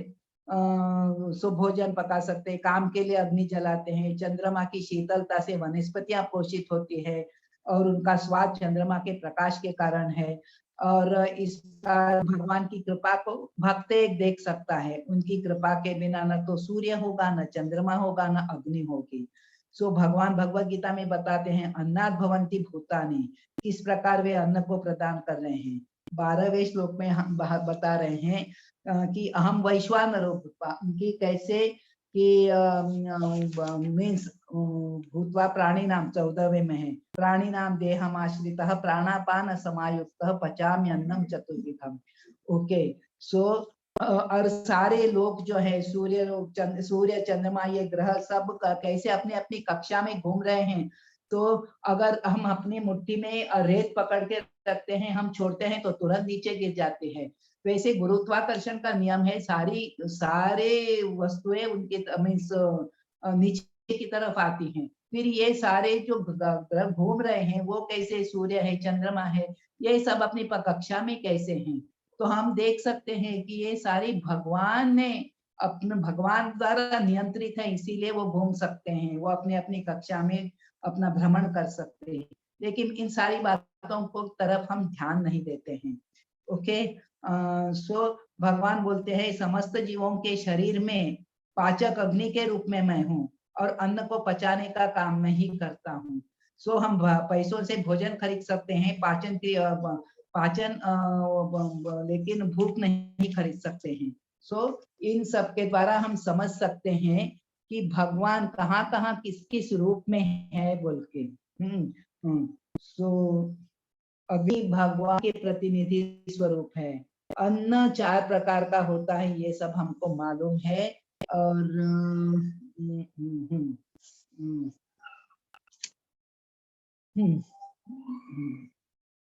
14वां भी हो गया, अभी 15वां में जाएंगे। 15वें श्लोक में भगवान बताते हैं मैं जीव के हृदय में आसीन हूँ। अब देखो ये बहुत इंपॉर्टेंट श्लोक है इस चैप्टर का। सर्वस्य चाहम हृदि सन्निविष्टो मत्त स्मृति ज्ञानम अपोहनम च वेदैश्च सर्वै अहमेव वेदो वेदांत कृत वेद विदेव चाहम। ओके, सो यहाँ पे भगवान बताते हैं कि वो व्यासदेव के अवतार के रूप में आए थे। मैं प्रत्येक जीव के हृदय में आसीन हूँ, मुझी से आपको स्मृति मिलती है, ज्ञान मिलती है, विस्मृति होती है। मैं ही वेदों के द्वारा जानने योग्य हूँ। मैं वेदांत का संकलन करता हूँ और समस्त वेदों को जानने वाला हूँ। सो भगवान व्यासदेव के अवतार है, इन्होंने वेदों की रचना की, पुराणों की रचना की, वेदांत सूत्र दिए, फिर अपने को भागवतम दिया और महाभारत दिया। सो देखो वेदों का ज्ञान तो भगवान ने दिया है, लेकिन क्या करते हैं हम वेदों का सही उपयोग नहीं करते हैं। 99% केसेस में हम देखते हैं कि लोग वेदों को पढ़कर कर्म कांड और ज्ञान कांड में लग जाते हैं। भगवान यहाँ पे बोल रहे हैं भगवत गीता में, वेदों का प्रयोजन क्या है कि मेरे को जानना, इसके लिए कोई भी प्रयास नहीं करता है। ओके, वैदिक साहित्य का उद्देश्य मेन क्या है कि भगवान को जानना बोले तो क्या है, भगवान को जानने के 3 स्तर हैं। फर्स्ट है कि संबंध, हमारा भगवान के साथ संबंध क्या है, हमारा बोले तो आत्मा का संबंध क्या है उसको जानना। फिर अभिधेय क्या है, उसको जानने के बाद फिर आगे क्या करना है।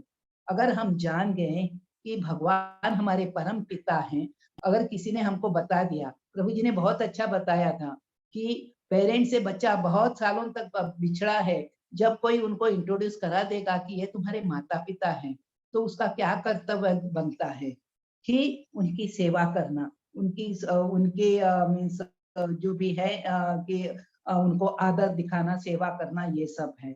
और प्रयोजन क्या है, उनका प्रेम प्राप्त कर सकता है वो बच्चा। ओके, सो ये 3 है कि संबंध है, अभिधेय और प्रयोजन है।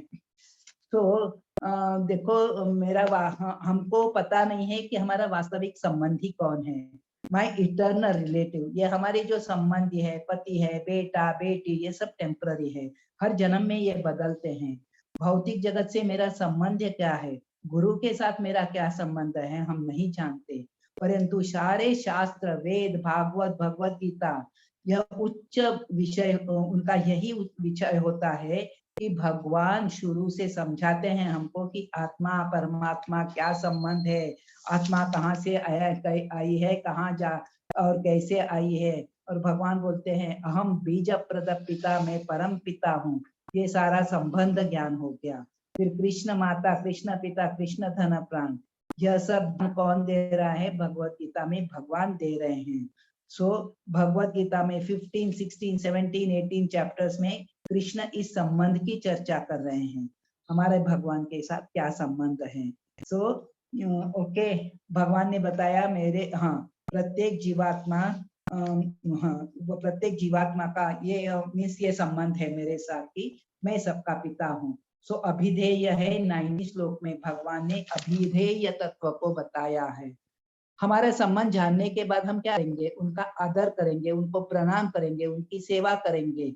I missed for so many years, let me serve you wholeheartedly। संबंध के बाद में जानने के बाद में जो कार्य किया जाता है वो अभिधेय है। ओके, सो उनके लिए सेवा के लिए, अभी हमारे परम पिता जो भगवान है, तो उनके लिए सेवा के लिए हमको तत्पर रहना चाहिए। और तीसरा विषय जो बताया है कि प्रयोजन, जो 20वें श्लोक में एक्सप्लेन किया है, संबंध जानने के बाद सेवा करने लगे, इसके पीछे इच्छा क्या है, उनको प्रसन्न करना। प्रयोजन है कि भगवान की संतुष्टि। Okay, these are the most important topics of Bhagavad Gita. सारे संसार में 2 प्रकार के जीव हैं, च्युत और अच्युत। च्युत बोले तो जिनका पतन हो सकता है, हम सारे जीव इस श्रेणी में आते हैं। दूसरे हैं अच्युत, जिनका पतन नहीं होता। भगवान का एक नाम है अच्युत। जीव भी अच्युत कहे जा रहे हैं, परंतु ये साधारण जीवात्मा को अच्युत नहीं कहा है। सो आध्यात्मिक जगत में, वैकुंठ लोकों में जो जीवात्मा है वो अच्युत है। हमारे गोस्वामी जो हैं, उन्होंने अच्युत पद को प्राप्त किया है।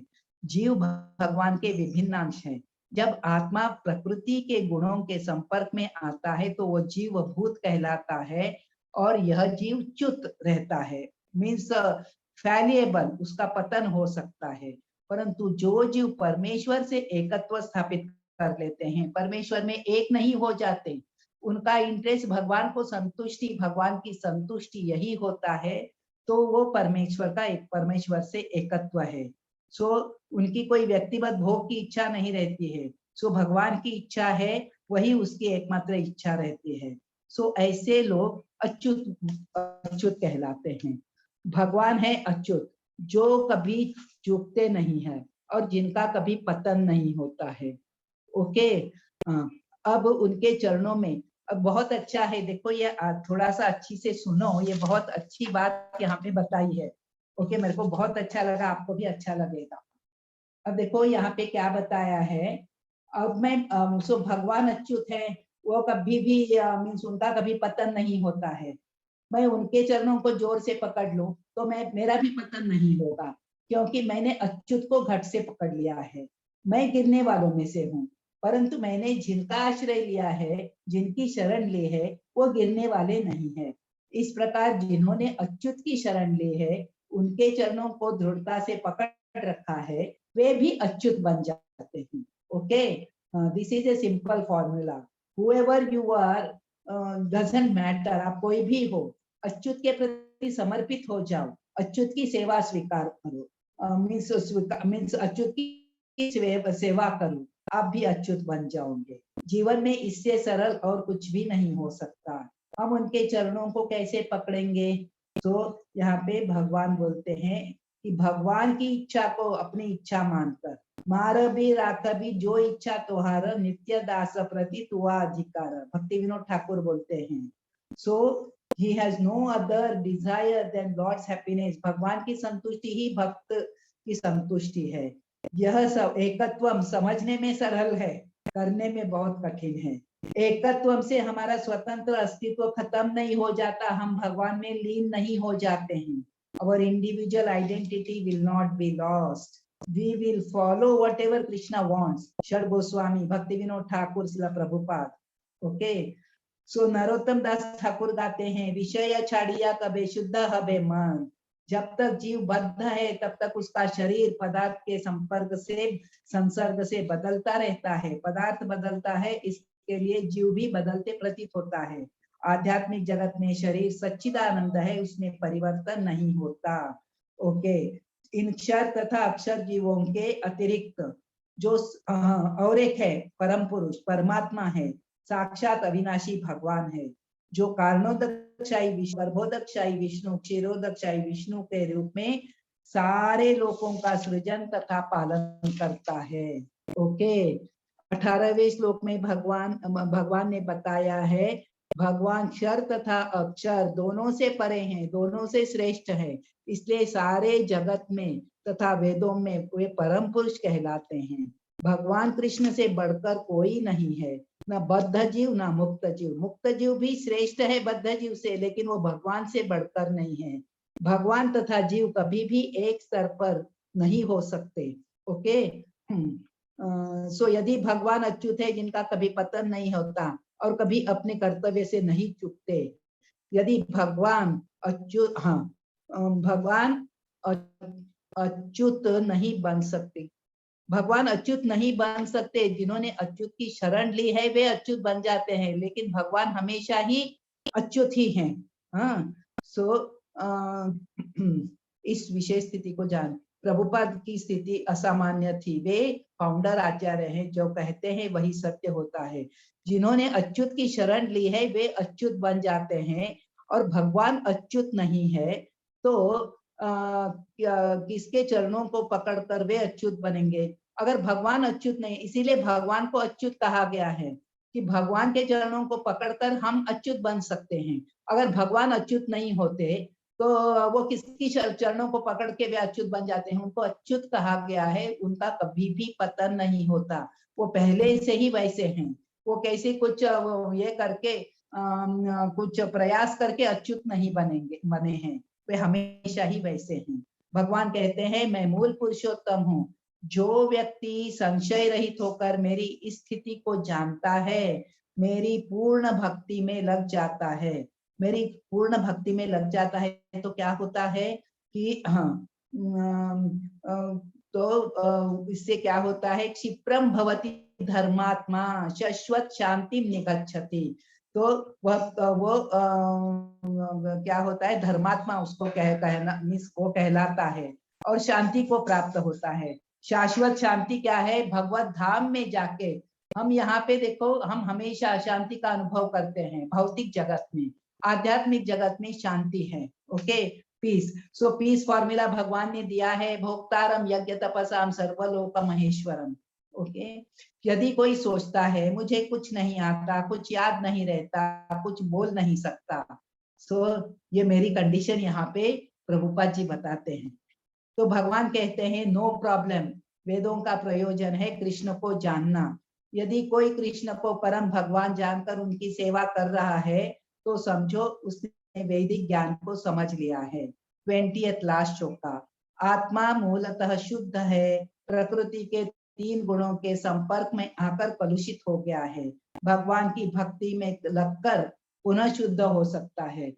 शुद्ध है, हमने देखा वर्षा का जल है जो पहले शुद्ध होता है और पृथ्वी के मट्टी के संपर्क में आकर वो कलुषित हो जाता है, गंदा हो जाता है, उसको उबाल कर छान कर वापस शुद्ध किया जाता है। उसी प्रकार आत्मा का है, 3 गुणों के संपर्क में आकर आत्मा कलुषित हो गया है, भक्ति में लगकर पुनः शुद्ध हो सकता है। भगवत भक्ति तथा भगवान दोनों आध्यात्मिक है, इसलिए एक हैं। भगवान सूर्य के समान है। अज्ञान मीन्स माया, क्या कृष्ण सूर्य सम माया है अंधकार। जहाँ कृष्ण तहाँ नहीं माया अधिकार। जहाँ सूर्य है वहां अंधकार नहीं होता, उसी प्रकार जहाँ भगवान है वहां अज्ञान नहीं होगा। ओके। प्रामाणिक गुरु के मार्गदर्शन में हमको भक्ति संपर्क संपन्न करेंगे तो अज्ञान नहीं रहेगा। भक्ति इतनी शुद्ध तथा शक्तिमान है कि एक बार भक्ति में प्रवृत्त होने से मनुष्य स्वतः निष्पाप हो जाता है। शुद्ध भक्तों के संगति में भक्ति संपन्न करके हृदय की दुर्बलता पर विजय पानी है। यह हृदय की दुर्बलता है, प्रकृति पर प्रभुत्व जताने की इच्छा, भोक्ता बनने का प्रयास। इस दुर्बलता से अपने को मुक्त करने की विधि का वर्णन 6.20 में दिया है। सॉरी 6.20 में दिया है। कौन सा श्लोक है ये? 6.20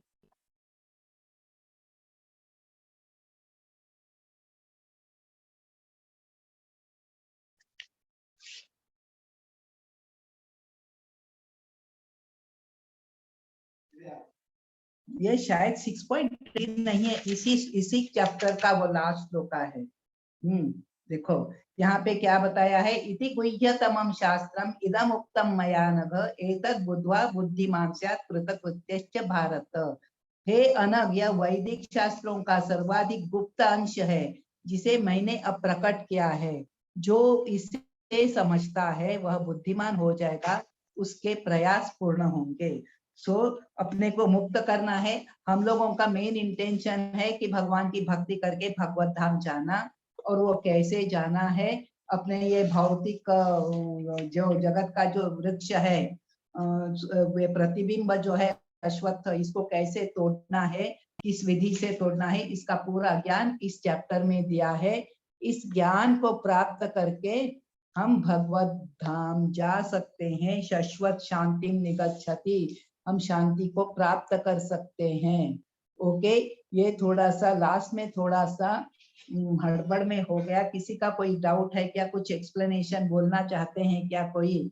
आपने ये बहुत आस-पास बता दिया। कुछ कमेंट्स है, कुछ प्रश्न है, कुछ कमेंट्स है, कुछ माता जी बोलिए। प्रभु जी, खगेंद्र प्रभु जी। आपने वो जो बनाया था उसका आप व्हाट्सएप पे पिक दे दीजिए ना। क्या है, क्या बनाया था? पेड़ बनाया था ना, पेड़ हाँ वृक्ष, उसका आप व्हाट्सएप पे भेज दीजिएगा ना।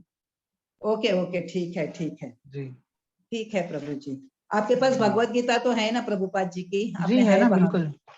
ओके, हाँ, आप रेगुलर थोड़ा सा पढ़िए प्रभु जी। और जब के लिए मैंने बोल दिया है, अभी नया साल तो आ रहा है 2 तारीख को।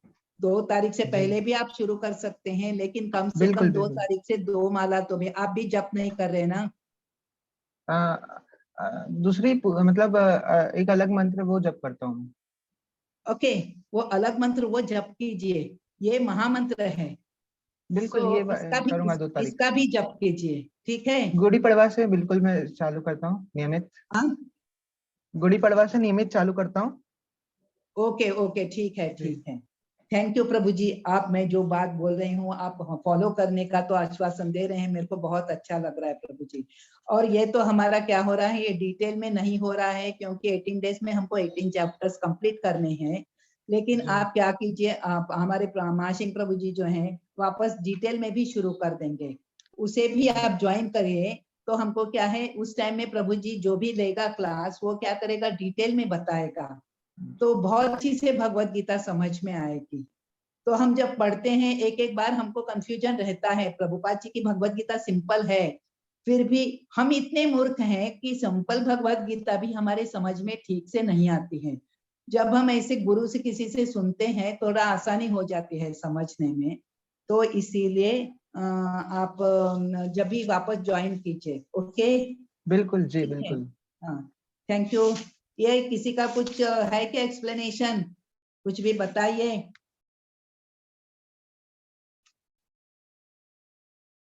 हरे कृष्णा। ओके, सो कोई भी कुछ भी बोल नहीं रहा है। Okay, thank you. Hare Krishna. वांछा कल्पतरुभ्यश्च कृपा सिंधुभ्य एव च पतितानां पावनेभ्यो वैष्णवेभ्यो नमो नमः। अनंत कोटि वैष्णव वृंद की जय। श्रील प्रभुपाद की जय।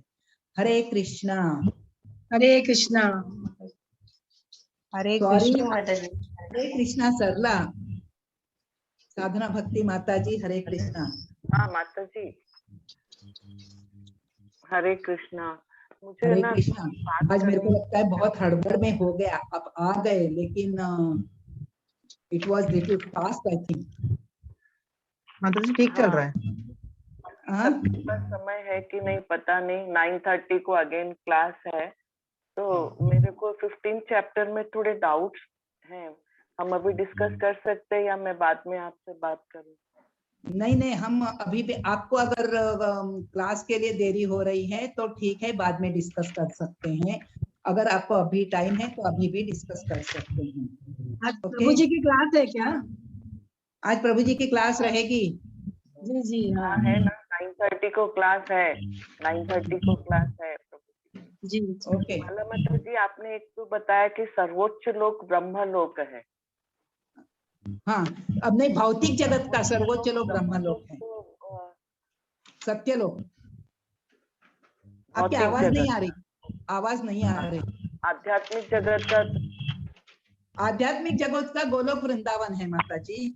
भौतिक जगत का सर्वोच्च लोक जो है ब्रह्मलोक है, सत्यलोक कहते हैं इसको। अच्छा, और क्या है, पूछिए पूछिए। तो जो मैंने हड़बड़ी में कर अभी बोल आवाज दिया। आ रही? आ रही है, अभी आ रही है। अभी आ रही आवाज? हाँ हाँ, आ रही है। हाँ, तो ये अभी आपने बताया कि भौतिक लोक का सर्वोच्च लोक ब्रह्मलोक है, ठीक है। हाँ ये जो फर्स्ट श्लोका में ऊर्ध्व हाँ मूलम जो बताया है, हाँ, ये मेरे को हमेशा एक डाउट रहता है। ऊर्ध्व मूलम हमको अश्वत्थ का जो पेड़ है, बरगद का पेड़, उस पेड़ में हम अटके हुए हैं और उससे हमको बाहर कैसे निकलना है, ये बात तो समझ में आती है। अब इसको ऊर्ध्व मूलम बता करके क्या चीज से क्यों कंपैरिजन किया गया है? ये ऊर्ध्व मूलम बोले तो ये स्टार्ट कहाँ होता है। अब देखो, जनरली जमीन से पेड़ उगता है कि नहीं। हाँ लेकिन हाँ लेकिन ये जो पेड़ जो है सबसे मीन्स भौतिक जगत सबसे ऊंचा लोक जो है सत्य लोक, वहां से शुरू हो गया है। और सो ये ब्रह्म लोक से शुरू हो गया, तो उसकी जड़ें और ये प्रतिबिंब उल्टा है क्योंकि ये प्रतिबिंब है। भौतिक जगत प्रतिबिंब किस चीज का है, आध्यात्मिक जगत का। आध्यात्मिक जगत में जो पेड़ है उसका ये प्रतिबिंब है, इसके लिए वो उल्टा दिखता है। तो इसकी जड़ें जो है ऊपर की तरफ है। अब ब्रह्मलोक सबसे ऊपर है, तो इसकी जड़ें ऊपर की तरफ। और बाकी फिर ब्रह्मलोक के नीचे के लोग कौन कौन से हैं, महरलोक, तपलोक, ये सब लोग हैं ना, जनलोक वगैरह। सो ये जब सारे लोग हैं वो ब्रह्मलोक के नीचे हैं। तो ये सब ऐसे नीचे नीचे नीचे आ जाते हैं। मीन्स पिक्चर ने जो दिखाया है ब्रह्मलोक से ये लोग नीचे के हैं, लेकिन पानी में जो प्रतिबिंब दिखेगा उसमें क्या है, सबसे नीचे दिखेगा ब्रह्मलोक, उसके ऊपर ऊपर दिखेंगे जनलोक, तपलोक वगैरह, और उसके बाद दिखेगा पृथ्वीलोक जो मध्य में है। उसके मीन्स उसके ऊपर दिखेंगे ये पाताल लोक, अतल सुतल वितल पाताल वगैरह ऐसे ये सब लोग दिखेंगे। नहीं, पानी में जो प्रतिबिंब दिखेगा वो हाँ। प्रतिबिंब में जड़ें ऊपर उल्टा। की तरफ दिखेंगी और पत्तियां नीचे की तरफ दिखेंगी। हाँ, पत्तियां नीचे। अब ये सारे लोग जो हैं, ये लोग जो हैं, ये कहाँ पे हैं? ये पूरा तो एक ही जड़ें ब्रह्मलोक से आई। ये उसका मूल ब्रह्मलोक में है, ब्रह्मलोक से ऊपर गया है। बाकी ये तना जो ऐसा नीचे आया है और तने के ऊपर ये पत्तियां, शाखाएं, ये सब हैं। सो ये तने के ऊपर जो लोग हैं, सो सबसे वो तने का जो सिरा रहेगा वहां पे क्या रहेगा? ब्रह्मलोक रहेगा। देखो पेड़ का अभी अशोक का पेड़ रहने दो, कुछ भी पेड़ रहने दो, सबसे ऊपर उसका सिरा रहता है, नीचे तना मोटा दिखता है ना, नीचे तना मोटा दिखता है। तो सिरे के पास रहेगा ब्रह्मलोक और उसके नीचे नीचे ऐसे ये बाकी सब लोग रहेंगे और सबसे नीचे ये अतल वितल सुतल पाताल वगैरह ये सब लोग रहेंगे।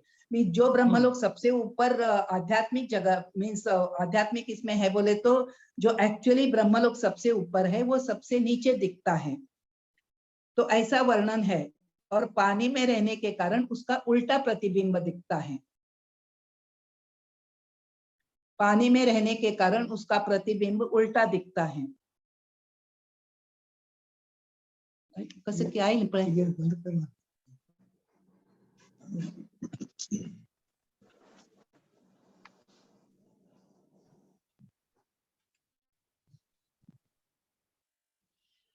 हरे कृष्ण। हाँ, हरे कृष्ण। हाँ।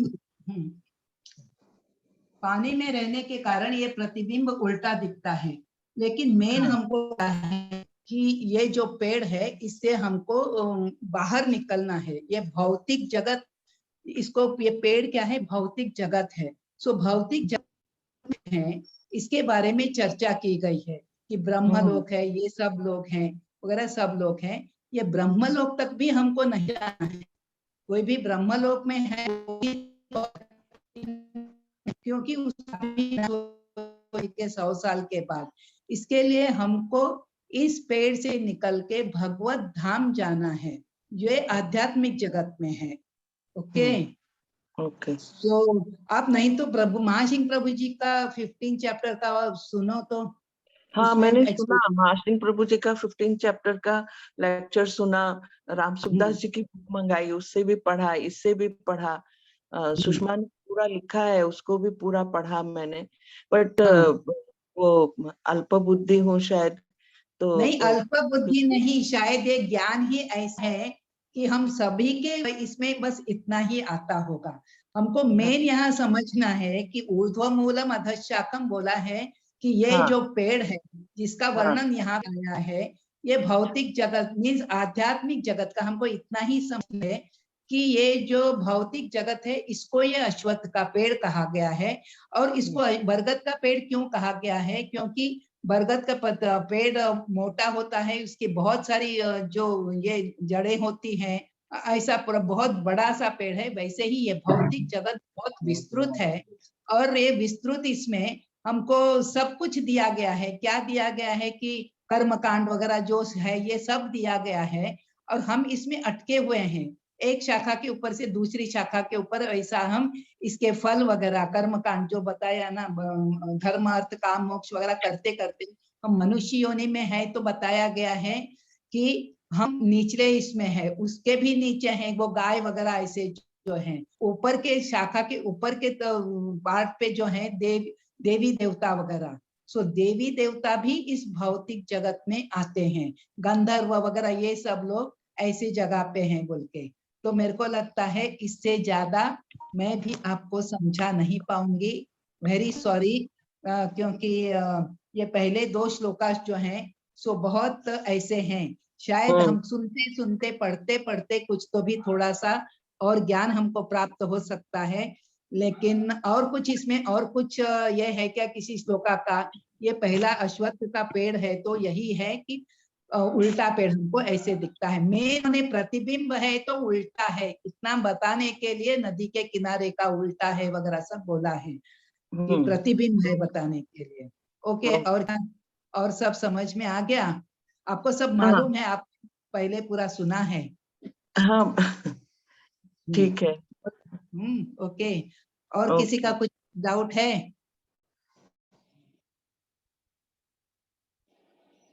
ओके, वांछा कल्प तरुभ्यश्च कृपा सिंधुभ्य एव च पतितानां पावनेभ्यो वैष्णवेभ्यो नमो नमः।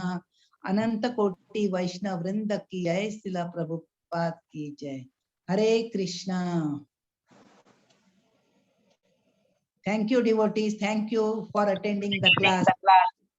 और खगेंद्र प्रभु जी और सुदर्शन प्रभु जी, आपने जो भी समझा है, जितना मैं समझा पाई, आपने जो भी समझा है, कल थोड़ा सा आप बताने की कोशिश कीजिए। आप वैसा बोलते हैं, बहुत अच्छा है। ठीक है, थैंक यू जी माता जी, बिल्कुल जी। हरे कृष्णा। जी, हरे कृष्णा, हरे कृष्णा।